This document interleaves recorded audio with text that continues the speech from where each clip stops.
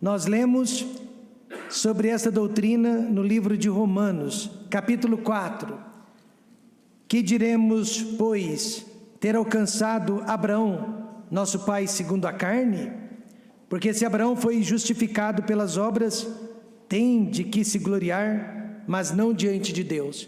Paulo está dizendo, se Abraão foi salvo pelas suas obras, se ele foi salvo através da força da sua carne, então ele pode se gloriar, ele pode bater no peito e dizer, eu me salvei. Mas o próprio Paulo diz que isso seria impossível, porque diz a Escritura, creu Abraão em Deus, e isso lhe foi imputado como justiça. Abraão não foi salvo pelas obras da carne, mas ele foi salvo através da fé em Jesus Cristo. Ora, aquele que faz qualquer obra, não lhe é imputado galardão segundo a graça, mas segundo a dívida. Você acha que Deus deve a alguém? Você acha que Deus é devedor a alguém? De jeito nenhum. Mas aquele que não pratica, mas crê naquele que justifica o ímpio, a sua fé lhe é imputada como justiça. Nós somos o ímpio, e através da fé, nós fomos salvos e imputados como justos. Assim também Davi declara, bem-aventurado o homem a quem Deus imputa justiça, sem as obras, sem as boas obras, dizendo, bem-aventurados aqueles cujas maldades são perdoadas e cujos pecados são cobertos. Querido Deus e eterno Pai, neste momento eu peço que a palavra de Deus, ela possa falar aos nossos corações, possa penetrar na nossa alma, no nosso espírito, possa, meu Pai, nos mostrar a verdade. Eu peço a Deus que o Espírito Santo esteja se movendo, apenas Ele esteja se movendo neste momento no nosso meio, no meu coração e no coração de todos que estão debaixo do som desta pregação. Fale conosco através desta doutrina tão importante, tão maravilhosa, tão magnífica, que é da imputação da salvação em nossas almas. No nome de Jesus, amém. Você sabia que todas as profissões do mundo usam siglas? Ou usam palavras técnicas para economizar tempo e simplificar os termos. Por exemplo, UTI. Nós usamos essa sigla o tempo todo, que quer dizer Unidade de Tratamento Intensivo. Então, ao invés de dizer Unidade de Tratamento Intensivo, é mais fácil, mais econômico dizer UTI. Ao invés de dizer Registro Geral, RG. E na teologia também existem termos isolados, mas que abrangem um mar de significados. Por exemplo, propiciação, uma palavra só, mas que quer dizer muitas coisas. Justiça, uma palavra só, mas que quer dizer muitas coisas. Teofania, uma palavra só, mas que significa muitas coisas. E uma dessas palavras que a Bíblia usa é imputação. No original grego é a palavra logizomai. Logizomai. E ela aparece 3 vezes aqui no nosso texto, nos versos 3, 4 e 6. Tratava-se de uma palavra comercial ou mercantil e significa debitar ou colocar na conta de alguém.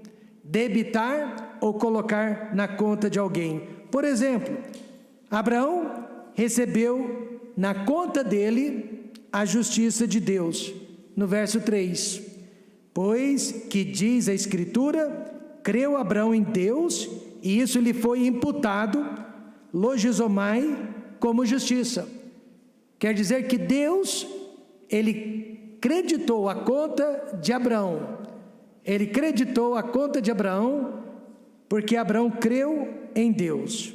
Na universidade onde eu estudava, eu também tinha uma conta pessoal, e tudo que eu devia para a escola, caía naquela conta. Mas tudo que a escola também devia para mim, caía naquela conta. E quando eu me formei, eu tinha crédito na minha conta, pois eu havia trabalhado bastante para a universidade durante as férias. E assim também, todos nós aqui temos uma conta para com Deus. Mas por causa dos nossos pecados, das nossas mazelas, essa conta sempre esteve no vermelho. A Bíblia diz em Romanos 3:23, porque todos pecaram e destituídos estão da glória de Deus. Isso quer dizer que, naturalmente, a nossa conta sempre esteve no vermelho diante de Deus. E para ficarmos no azul, ou seja, no saldo positivo, nós dependemos do que Deus está colocando em nossa conta. Não do que nós colocamos na conta, mas do que Deus está colocando na nossa conta. Foi o que aconteceu com Abraão. Foi Deus quem fez o depósito. Foi Deus quem fez o crédito. Foi Deus que lhe imputou a justiça. Nós, homens, só temos capacidade para imputar o mal. Deus tem a capacidade e o desejo para nos imputar o bem. Então a doutrina da imputação nos ensina que a salvação só é possível mediante a graça e a misericórdia de Deus. Quantos estão entendendo isso? Há 5 tipos de imputação na Bíblia. Quais são eles? Primeiro de todos, a imputação do fôlego da vida no ato da concepção. Se Deus não desse o fôlego da vida, nenhuma criança seria concebida. Se Deus não desse o fôlego da vida, nenhum ser humano seria criado no útero. Veja Gênesis 3:20. E chamou Adão o nome de sua mulher Eva, porquanto ela, Eva, era a mãe de todos os viventes. Preste atenção na palavra viventes.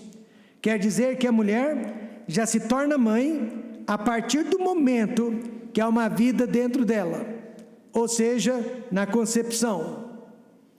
Quem defende o aborto geralmente usa 2 tipos de argumentos falaciosos. Primeiro, dizem eles, não há vida biológica até que o sistema nervoso seja formado. Portanto, antes que o sistema nervoso seja formado, pode abortar. Você não estará abortando uma vida.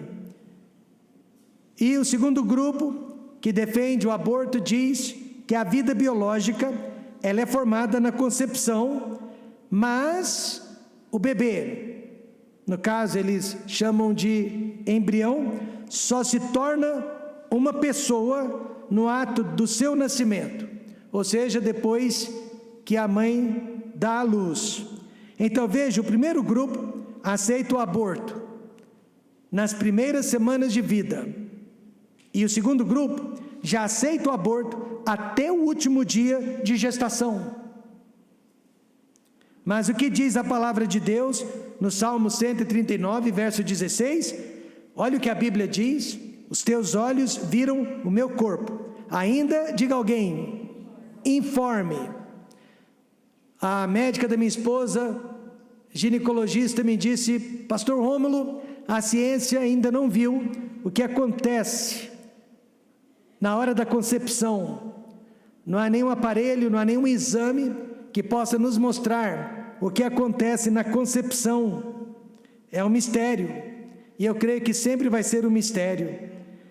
E o salmista disse: e no teu livro todas estas coisas foram escritas, as quais em continuação foram formadas, quando nem ainda uma delas havia.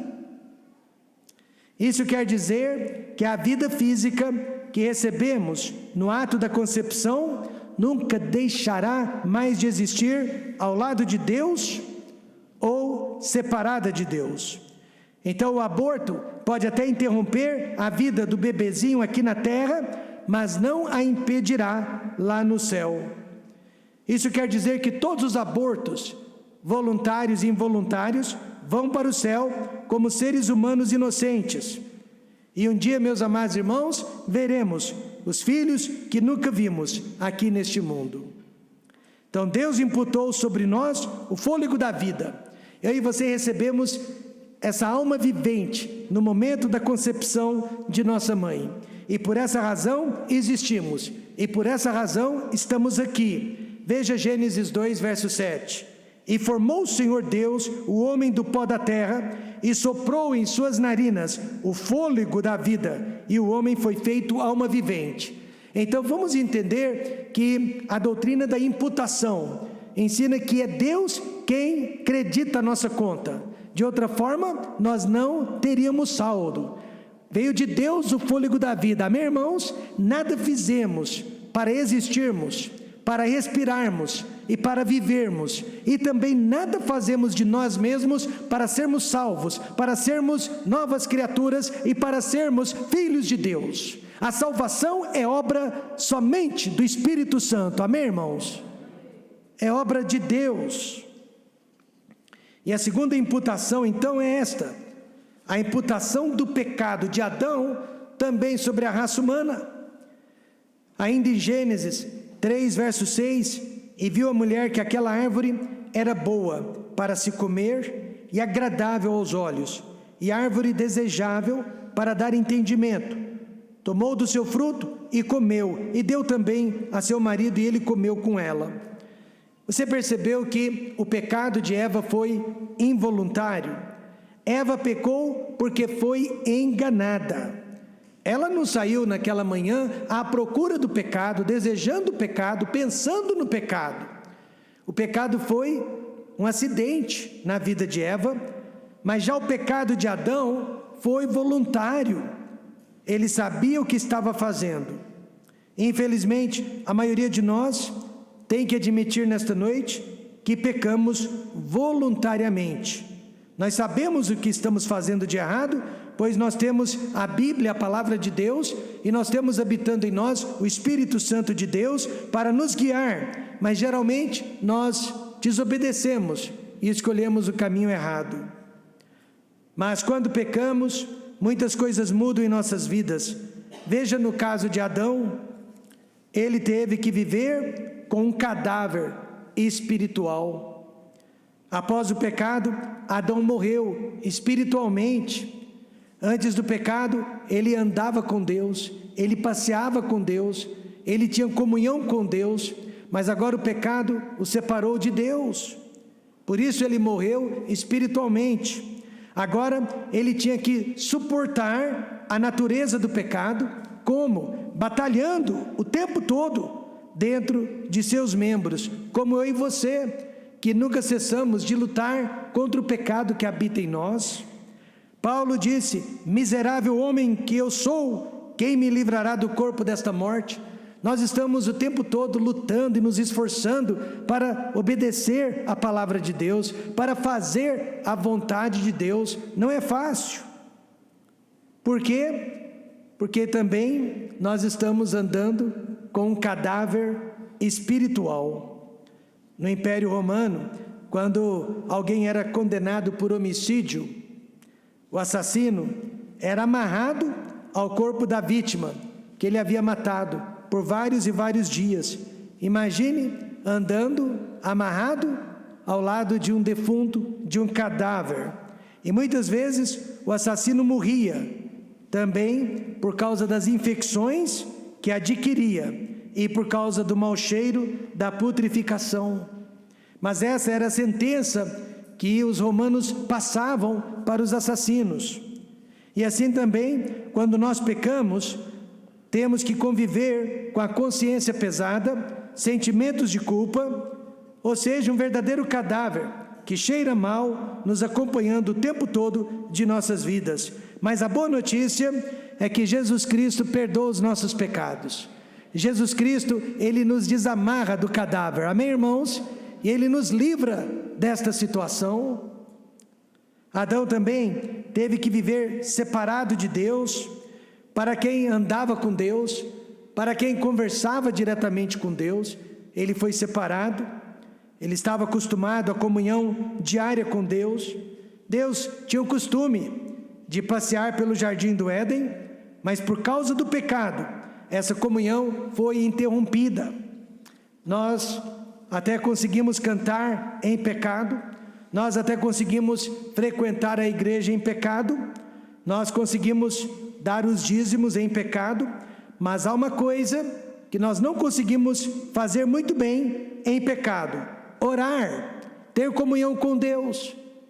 Ninguém gosta de orar quando está vivendo em desobediência a Deus. Isaías disse: mas as vossas iniquidades fazem separação entre vós e o vosso Deus, e os vossos pecados encobrem o seu rosto de vós, para que não vos ouça. Então veja, meus amados, como que o pecado de Adão foi imputado sobre a raça humana. E terceiro, ele teve que viver com medo da morte. Adão foi criado para viver para sempre. Ele iria viver para sempre sobre a face da terra, mas o seu pecado interrompeu a sua vida. Eu não gosto da morte, mas eu sei que por causa do pecado, ela é necessária na minha vida e na vida de todos vocês. Um ser humano vai, outro ser humano vem, mas ninguém fica para sempre. Então isso vale tanto para os salvos, como também para os perdidos. Muita gente pensa que a terra é o mundo dos vivos, e que um dia todos nós vamos para o mundo dos mortos. Mas é exatamente o contrário. A terra é o mundo dos que estão morrendo. Pare para pensar, cada dia que acordamos é um dia menos de vida. Cada dia que acordamos é um dia mais próximo da morte. Então a terra é o mundo dos que estão morrendo, e já do outro lado é o mundo dos que vão viver para sempre. Amém, irmãos? Hoje, por causa de Adão, todos nós somos pecadores. Carregamos o cadáver da nossa velha natureza, separados de Deus e com medo da morte. Por isso Romanos 5,12 diz: portanto, como por um homem entrou o pecado no mundo, e pelo pecado a morte, assim também a morte passou a todos os homens, por isso que todos pecaram. Então Deus imputou sobre nós o fôlego da vida. Por isso nós estamos aqui, por isso nós existimos. E Adão imputou sobre nós o pecado original, o pecado que ele havia cometido. E o que mais foi imputado na nossa conta? A imputação dos pecados, agora da raça humana, mas sobre Jesus. Agora está saindo da nossa conta e indo para a conta de Jesus. Veja o que a Bíblia diz: aquele que não conheceu pecado, o fez pecado por nós, para que nele fôssemos feitos justiça de Deus. Está falando de Jesus. Em outras palavras, Deus Pai, Ele recolheu todos os pecados da raça humana, presente, passado e futuro, e os despejou sobre Jesus Cristo. Literalmente, Jesus Cristo virou o depósito de lixo de Deus. Porque você pode imaginar todos os pecados, desde os menores até os maiores, que temos notícia. E todos eles foram derramados, despejados, imputados sobre o Cordeiro de Deus, sobre Jesus Cristo. Há um tempo atrás, a Inglaterra enviou um enorme navio de lixo para o Brasil. Não sei se você se lembra disso. E havia lixo orgânico, sanitário e hospitalar. Ou seja, bactérias e vírus de todas as espécies. Muitas moscas vieram no navio também. Só que o navio não pôde atracar aqui no Brasil e teve que voltar para o seu país de origem. Por quê? Porque ninguém quer o lixo de outras pessoas. Amém, irmãos? Ninguém quer carregar o lixo de outras pessoas. Mas Jesus quis. Jesus, ele espontaneamente, voluntariamente, ele quis carregar o meu lixo, carregar o seu lixo. Ele quis carregar as nossas mazelas, ele quis carregar a nossa culpa. Ele desejou carregar a culpa de cada um de nós. Jesus quis, ele voluntariamente levou sobre si todos os nossos pecados.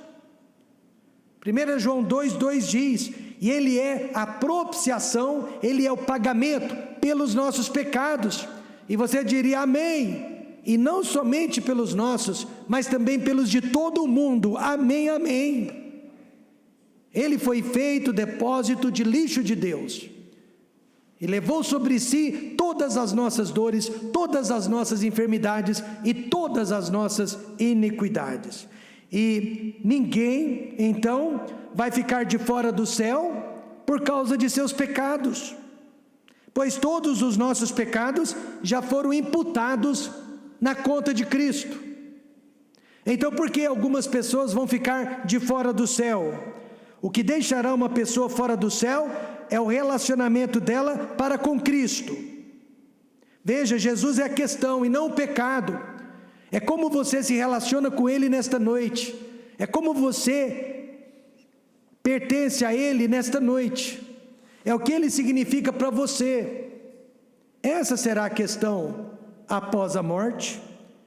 Por esta razão, Paulo disse: crê no Senhor Jesus Cristo e serás o quê? Salvo, tu e a tua casa. E Jesus também disse: eu sou o caminho, a verdade e a vida, ninguém vem ao Pai senão por mim. Amém, irmãos? Jesus é a questão da salvação. O Filho de Deus se tornou o Filho do homem, para que os filhos dos homens pudessem se tornar filhos de Deus. Essa é a mais pura verdade sobre Jesus. Agora, podemos ilustrar, exemplificar a expiação, o pagamento de Jesus, através de dois eventos na Bíblia. Preste atenção, na primeira ilustração, a imposição das mãos sobre o sacrifício, no Velho Testamento. Ao colocar o animal sobre o altar do sacrifício, o sacerdote, ele tinha que impor as mãos sobre o sacrifício já estava morto. E esse ato de impor as mãos representava uma transferência, ou seja, o sacerdote estava naquele momento transferindo todos os pecados dele para o animal inocente, e também todos os pecados do povo para o animal inocente. Essa era a ideia do sacrifício. Veja, Levítico 16, verso 21, e Arão porá ambas as suas mãos sobre a cabeça do bode vivo, e sobre ele confessará todas as iniquidades dos filhos de Israel, e todas as suas transgressões, e todos os seus pecados. Era apenas um simbolismo do que ainda haveria de acontecer na cruz do Calvário. Na cruz do Calvário, Deus impôs as suas mãos sobre Jesus Cristo. Amém, irmãos? E Deus, Ele imputou sobre Jesus Cristo o pecado de todos os homens, de todas as mulheres, da raça humana. Todos os nossos pecados foram imputados ou transferidos sobre Jesus. E veja também a segunda ilustração, a reconciliação do escravo com o seu mestre. Isso aconteceu no Novo Testamento. Paulo, numa de suas viagens, ele foi aprisionado, e dentro da prisão ele encontrou com Onésimo. E Onésimo era um escravo fujão, e Paulo ganhou para Cristo. Depois que Onésimo aceitou a Cristo, Paulo convenceu a retornar para o seu senhor, retornar para a sua casa, para o seu senhor, que se chamava Filemon. Mas Onésimo tinha medo de ser castigado e até morto, porque ele havia fugido, e legalmente a pena poderia ser a morte. Paulo então enviou uma carta juntamente com Onésimo para Filemon, e na carta Paulo disse: e se te fez algum dano ou te deve alguma coisa, põe isso à minha conta e eu pagarei. Em outras palavras, logizomai, pode imputar essa conta a mim e eu o pagarei. De acordo com as leis vigentes da época, o escravo que fugia merecia ser castigado e até morto pelo que fez. Mas a carta de Paulo salvou a vida daquele escravo.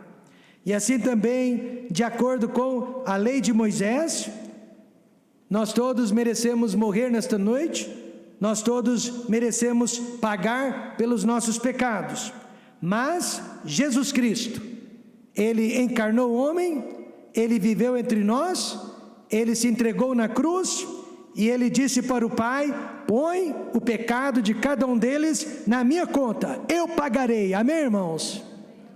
Eu pagarei.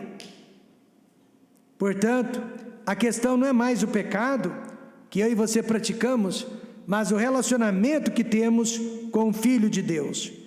Ele é a salvação, mas ele também é a condenação. Por isso ele disse: qualquer que cair sobre aquela pedra, e ele é a pedra, ficará em pedaços, e aquele sobre quem ela, a pedra, cair, será feito em pó. Então mesmo o Salvador que salva, é também o que condena. Jesus é esta pedra. Então até aqui nós vimos a imputação do fôlego de vida. Quando, no ato da concepção, nós vimos a imputação do pecado de Adão sobre a raça humana inteira. Nós vimos a imputação do nosso pecado sobre Jesus Cristo. E em quarto lugar, a imputação da justiça de Cristo sobre o salvo. Sim, foi imputado a Jesus os meus pecados, e agora dele para mim foi imputado a salvação, a justiça. Aquele que não conheceu o pecado, Jesus o fez pecado por nós, para que nele fôssemos feitos justiça de Deus. Além de perdão, a morte de Cristo também nos ofereceu posicionamento, posição. Hoje nós somos justos aos olhos de Deus por causa de Cristo. Você se lembra de Onésimo, o escravo fujão? Paulo disse para o seu mestre, para o dono do escravo: recebe-o como a mim mesmo. Onésimo então voltou para sua casa com a carta de Paulo, e Filemão leu: receba este escravo como se você estivesse recebendo a Paulo.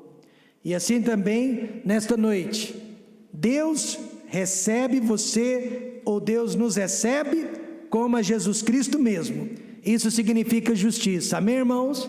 Significa salvação. Certa vez um colega de banco me perguntou: Rômulo, como você sabe, como você tem certeza que você é justo, se você é pecador ao mesmo tempo? Então eu peguei uma blusa que estava acima da cadeira, e então eu mostrei aquela blusa para ele, e eu disse: olha, essa blusa representa o sangue do Senhor Jesus Cristo. O sangue de Jesus Cristo está me cobrindo, e está cobrindo todos os meus pecados.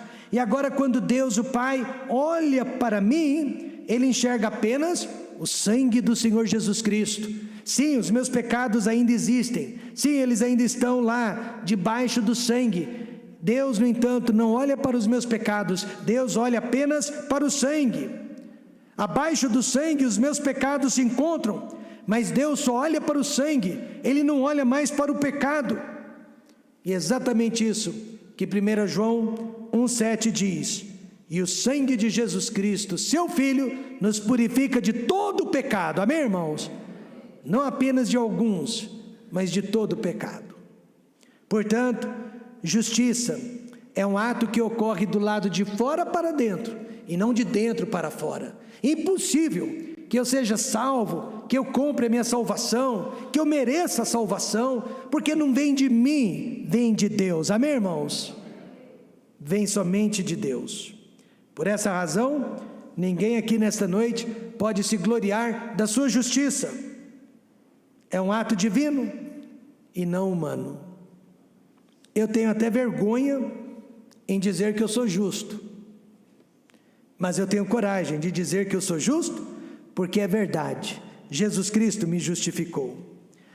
Ló, sobrinho de Abraão, foi um homem carnal, foi um crente carnal, que levou a sua família para desfrutar dos prazeres de Sodoma e Gomorra, um lugar sujo e imoral, e lá ele deixou suas filhas andarem com o povo daquela terra, até a sua esposa passou a amar aquele lugar. Ló merecia ter morrido com os moradores de Sodoma e Gomorra, mas ele não morreu. Por quê? Porque ele foi considerado justo aos olhos de Deus. 2 Pedro 2,7 diz: e livrou o justo Ló, enfadado da vida dissoluta dos homens abomináveis. Então veja, mesmo merecendo, Ló foi poupado, porque ele foi declarado justo. E assim também eu mereço ir para o inferno, eu mereço o mesmo destino, dos adúlteros, dos assassinos, dos mentirosos, dos ladrões, mas graças a Deus eu já fui lavado no precioso sangue do Senhor Jesus Cristo. Então Deus imputou a justiça de seu Filho sobre mim, e não há nada no mundo que possa mudar este fato. Veja Romanos 8:33. Quem tentará acusação contra os escolhidos de Deus? É Deus quem os justifica. Então, entenda de uma vez por todas que a sua justificação não vem da religião, a sua justificação só pode vir de Jesus Cristo. E por último, a imputação da vida eterna sobre o salvo. João 3,15, para que todo aquele que nele crê não pereça, mas tenha a vida, e o que vem a ser a vida eterna? A vida eterna tem um começo, mas ela não tem um fim. E Deus deseja que todos nós tenhamos o mesmo tipo de vida que Ele tem, a vida eterna. Interessante que nós encontramos a expressão vida eterna no livro de Daniel, no Velho Testamento, e várias vezes no Novo Testamento. E vida eterna simplesmente significa vida sem fim. Ou seja, a vida com Cristo é uma esperança sem fim, mas a vida sem Cristo é um fim sem esperança. Jesus fala mais sobre a promessa de vida eterna em João 3,16. Porque Deus amou o mundo de tal maneira que deu o seu Filho unigênito, para que todo aquele que nele crê não pereça, mas tenha a vida eterna. Lembre-se da expressão logizomai. O que é logizomai? Imputação. Quer dizer debitar ou colocar na conta de alguém. Satanás também conseguiu imputar em nós a condenação do pecado. Parabéns, Satanás. Mas Jesus Cristo veio ao mundo para desfazer as obras de Satanás. Glória a Jesus Cristo. E Ele imputou sobre nós a redenção das nossas almas. Agora 1 João 3,18 diz: quem comete o pecado é do diabo, porque o diabo peca desde o princípio. Para isto o Filho de Deus se manifestou, para desfazer as obras do diabo. Amém, irmãos?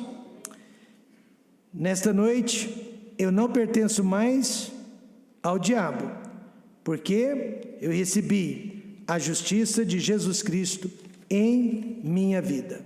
É isso que a doutrina da imputação significa. Significa, rapidamente, irmãos, que Deus imputou sobre nós o fôlego da vida. A vida não veio do pai, não veio da mãe, a vida veio de Deus. Amém, irmãos? E por isso ninguém tem o direito de tirar a vida, a não ser o doador da vida. Ele é quem imputou a vida a cada um de nós. E da mesma forma que Ele nos deu o fôlego da vida, a qualquer hora do dia ou da noite Ele pode chamar de volta esse fôlego, e nós deixaríamos de viver neste mundo. Primeira imputação foi o fôlego da vida. Depois disso, a imputação do pecado de Adão sobre a raça humana. Adão pecou e, consequentemente, todos nós nascemos pecadores. Não pedi para isso, você não pediu também. Nos foi imputado. Nós nascemos pecadores, nós nascemos miseráveis. E além da imputação do pecado de Adão, a imputação também dos nossos pecados sobre Jesus. Ele carregou no madeiro todos os nossos pecados. Ele suportou a cruz por todos os nossos pecados. E nós vimos isso bem ilustrado na imposição das mãos sobre o sacrifício, o sacerdote transferindo todos os pecados dele e do povo sobre o animal inocente. E na cruz do Calvário, todos os nossos pecados foram transferidos também sobre a pessoa de Jesus. E da mesma forma que o escravo foi recebido pelo seu mestre, Por causa de Paulo, hoje à noite eu e você somos recebidos por Deus por causa de Jesus Cristo. Quarto, nós vimos a imputação agora da justiça de Cristo para conosco. Eu mereço o inferno, eu não sou perfeito, mas eu sou declarado justo, porque Jesus foi quem imputou a justiça dele sobre mim. Então Deus nos recebe como a Jesus Cristo mesmo. Deus nos recebe como a Jesus Cristo mesmo. Isso se chama justiça. E por último, a imputação da vida eterna sobre nós. Nós ganhamos a vida eterna, nós ganhamos a salvação para sempre. Ela veio através de Jesus Cristo. Então eu termino nesta noite dizendo isso: Jesus, Jesus, Jesus, só Jesus. Vamos fechar os olhos e orar.